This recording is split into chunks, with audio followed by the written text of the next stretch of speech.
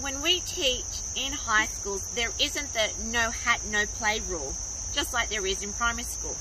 But I wear my hat, rain, hail or shine, every day, so at least I'm a role model showing that a hat can be cool.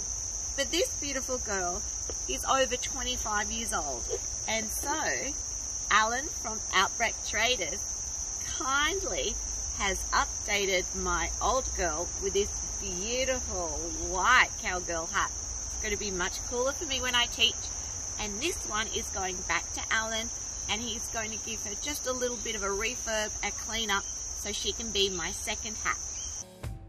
My hat from Outback Traders has arrived, and as I open the box, I can see that Allan has sent me 2 hats. 2 is always better than 1. I think I'm going to keep the smaller one for when I'm on the racetrack.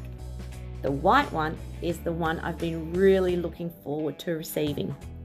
As you can see, when you get your hats delivered, they come neatly packed and really compact in the box so they don't move around and get damaged.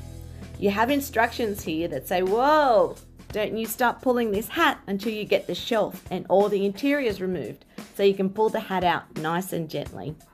Of course, I'm going to listen to the instructions. There is this piece of cardboard that looks like a shelf that holds the hat inside. Now I've got 2 hats in this box, but if it's just 1 hat, you would have this little cardboard shelf sitting low down on just the 1 hat. I've got 2, so I've got a foam band around the big white one, and the cardboard shelf is on the hat that's on top. And under the bottom hat, there's a little cardboard insert which keeps the hat nice and firm and secure.